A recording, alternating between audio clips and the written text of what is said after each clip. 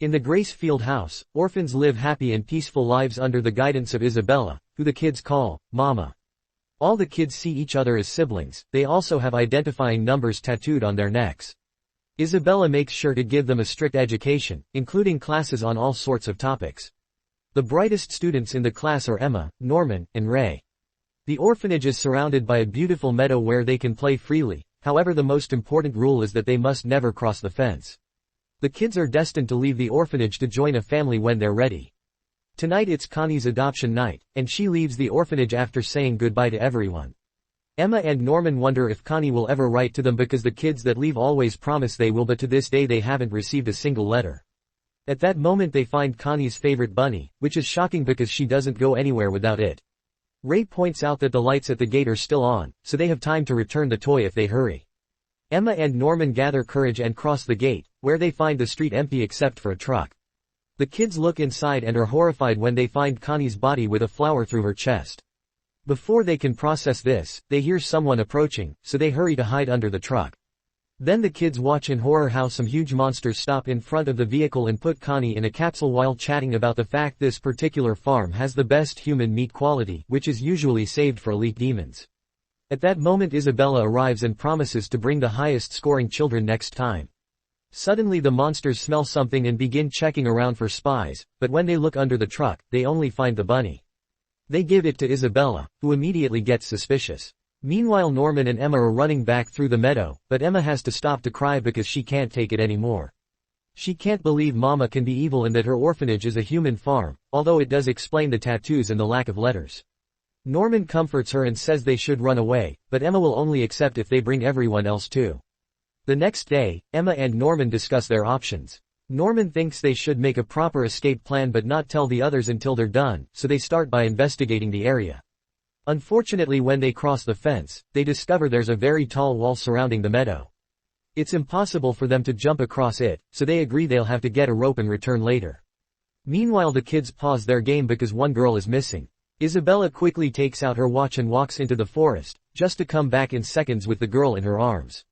This makes Emma and Norma realize that Isabella must have put a tracker on them when they were babies, and she can tell where all the kids are using her watch. If they want to escape, they'll need to do something about that first. The next day, Emma and Norman hide some rope in a tree and get caught red-handed by Ray.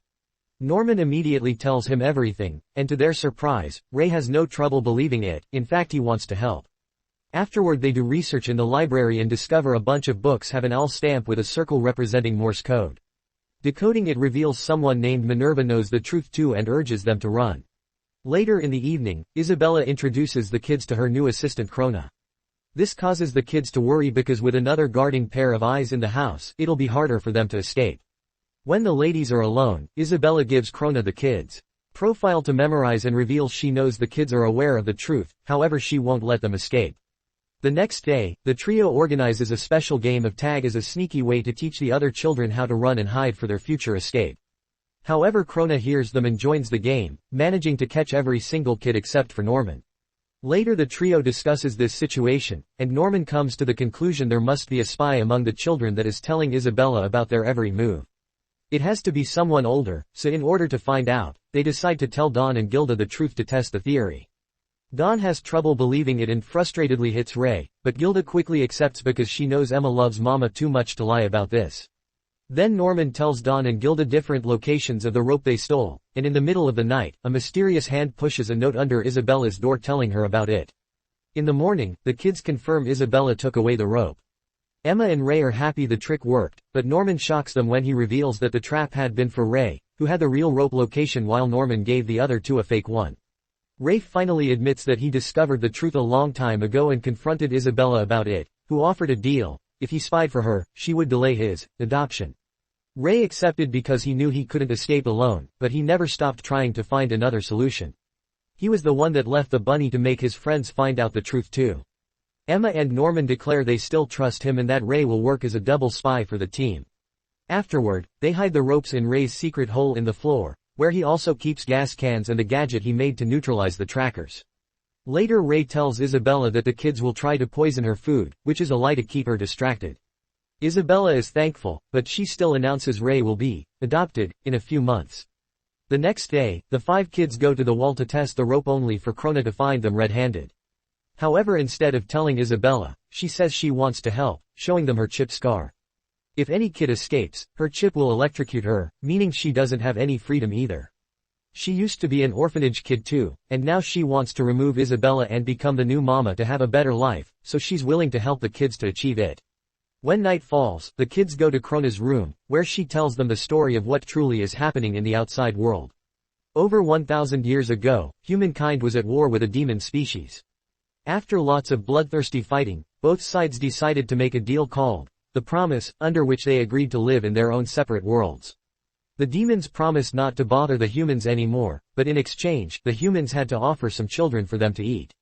That's why some humans are now living in the demon world managing human breeding farms under the disguise of orphanages. The kids are raised with good education because eating intelligent humans prevents the demons from turning into mindless monsters.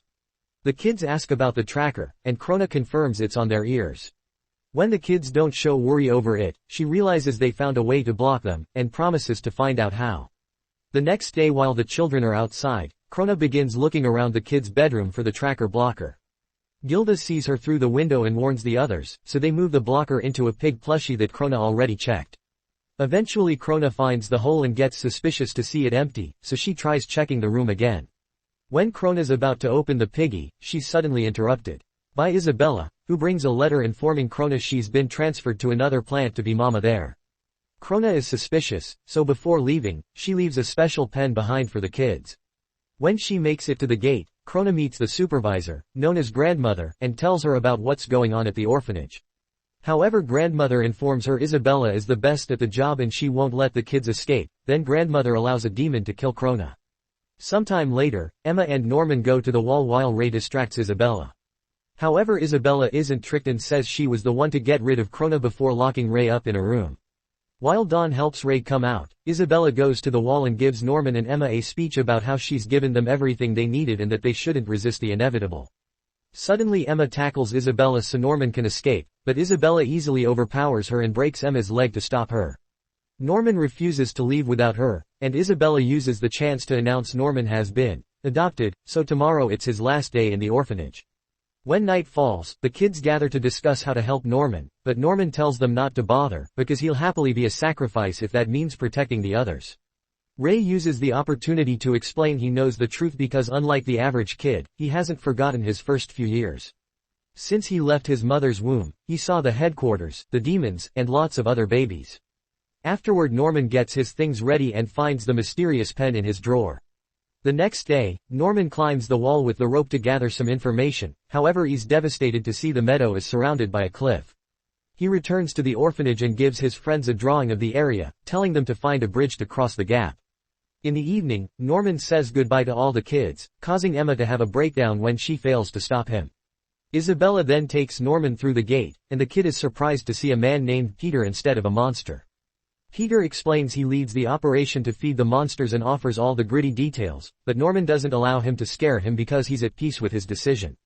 At that moment a demon arrives and kills him. For the following months, a depressed Emma can't do anything but recover from her injury, and she gets disturbed when Isabella tells her she'd like her to be the next mama. Since he can't do this alone, Ray has lost all hope as well, and Isabella considers it a victory. Eventually, Ray's informed he'll be adopted too, so the night before his departure, Emma approaches him to explain she has a plan. However, Ray already has a plan of his own and begins to cover everything with juice to then light it all on fire. As the flames take over the room, Emma cries out and Isabella comes running, confirming that Ray's in the fire with her watch. She tries to put the fire out with an extinguisher, but it isn't enough, and when she turns around she finds Emma gone. It turns out this has been the plan all along and Emma is now running away with the kids. After Norman left, Emma found a note he left with some ideas to escape plus the special pen, so she gave the note to Dawn and Gilda and they did the organizing with the kids while Isabella kept an eye on Emma, who pretended to be depressed. She couldn't tell Ray because Isabella had been watching him too, and right now he's fine too because Emma used a knife to remove the tracker and threw it in the fire. Everyone else removed the chip in the same way. Unfortunately they have to leave the really young ones behind, but Emma promises to come back for them later. When they make it to the wall, they threw some ropes across the cliff and begin sliding down using hangers to reach the other side safely. Once everyone crosses, only Emma is left, but at that moment Isabella shows up to stop her. Mama says she used to be naive as well and had a boyfriend that got her pregnant, so she also tried to escape, but standing on this wall and seeing the cliff made her realize there was no hope. Her child died after he was born, and then Isabella worked hard to be the next mama and give the kids a good life. Killing them has always been pretty hard for her, and Emma is her favorite, but Isabella still threatens to cut the rope if Emma tries to escape. However, Emma doesn't believe her, pointing out it's obvious that Isabella taught them how to think ahead because she wanted to see them grow up and now she's proud of their escape.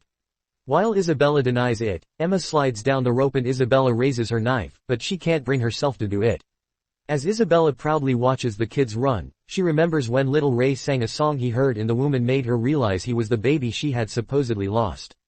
Afterward, the kids begin making their way through the jungle. When some of them are too tired or scared to keep going, Emma shows them the pen, which projects a picture of Minerva's L symbol that will lead them safely to the city. Meanwhile, Isabella goes to see grandmother and Peter and takes full responsibility for everything that happened, so the leaders punish her by making a demon eat her.